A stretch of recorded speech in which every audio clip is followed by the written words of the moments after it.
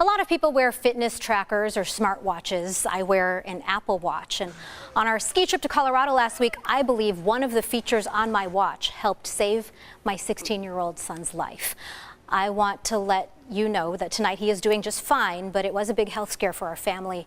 And we discussed the importance of sharing what we went through in case any of you ever find yourself in a similar situation. Here's what happened. We ski a couple times a year, and we've been to Colorado before. So last Tuesday night, we were just so happy to get up there after driving for 2 days because Southwest canceled our flight.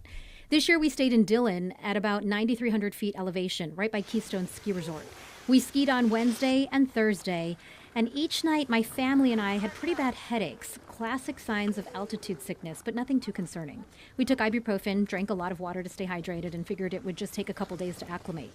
But by Friday morning, my 16-year-old son, Kays, said he didn't feel well enough to ski. My husband stayed back with him. Kays slept all day. And by nighttime, when I checked on my son, I noticed his lips were a bit blue, and so were his fingertips. But it was dark, and it was late, and I couldn't really tell if I was seeing things, if he really was blue.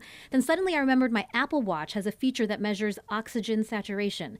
I quickly put the watch on my son, and as those seconds counted down, what popped up was frightening. 66% oxygen saturation. We searched the internet, and the first thing that popped up from Yale Medicine said, if blood oxygen saturation falls to 88% or lower, seek immediate medical attention. And when we got to the ER, the official reading confirmed Kays' oxygen level was 67%, just 1% off from the Apple Watch. The medical team immediately gave him oxygen, and within minutes, fortunately, his levels rose back up to 100% and his heart rate started to decrease. They did a chest x-ray, which confirmed fluid in his lungs.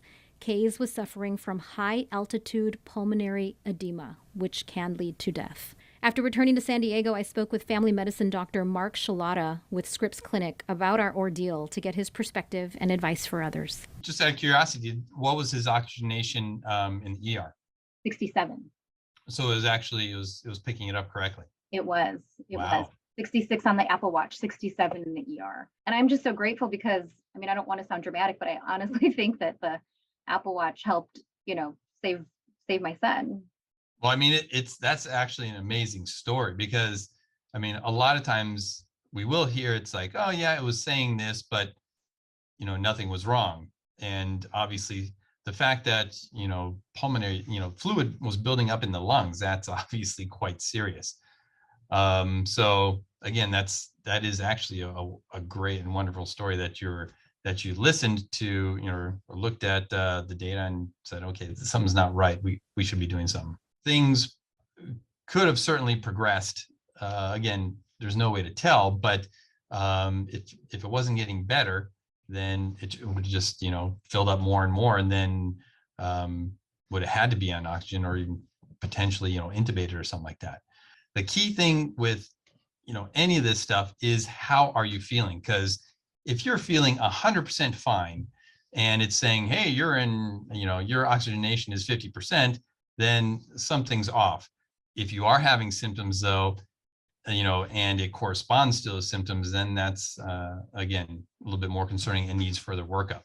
So again, they keep on studying these and they keep on fine tuning it. And it seems to be getting better and better. This technology is getting better and better, which is nice because, a lot of these things happen when you're not in the doctor's office or in the ER. Pretty scary stuff. I asked the medical team in Colorado what would have happened had I waited until the next morning, because I thought about just letting him sleep it off, but something told me to go in, wake him up, talk to him, and that's when I saw his lips were a little blue. They say that eventually at sustained oxygen of only 66%, Kays could have gone into a coma. His organs could have failed from lack of oxygen. And I searched the CDC website, which says high altitude pulmonary edema, called HAPE, is uncommon. So I don't want everyone to worry about it. It only affects about 1 in 10,000 skiers in Colorado, but it can be rapidly fatal. And the risks increase as you go to elevations over 8,000 feet, definitely over 9,000 feet. And Carlo, I know a lot of people in California ski as well. We go to Mammoth and places like that. So I just wanted to share so that you kind of listen to your body. Scary and eye-opening. First off, how's Kays doing today? He's doing okay. He went to school. He's fine. They just told him doctors told him to take a break for a couple days. He runs track, so they told him not to run track. A lot of people go skiing and snowboarding. We know a lot of people that are out there right now. Who gets this? Why? They don't really know. They said there could be a genetic component. They say it's not really affiliated with your level of physical fitness. It affects men more than women for some reason. They don't really know, but Dr. Shalata says what you can do is stay hydrated for the several days before you go up, and also ascending at a lower pace, like maybe fly into Denver. If you're going to Colorado, stay there for a couple days before you go up to altitude. But we've been to Colorado before. Nothing's ever happened like this. So, you know, the doctor said a lot of people do call concerned. Oh, my watch is telling me this, my watch is telling me that about my cardiac function. He says if you're feeling completely normal, you know, don't panic, don't freak out, go for a follow-up visit maybe with your physician. But if your watch is telling you something that's abnormal and you don't feel well, that is a good sign that you should go get checked out. You have more than one data point there. Yeah. You have something telling you it's wrong. You have your body telling you something's wrong. Fortunately, you guys listen. I know. Oh, Yikes.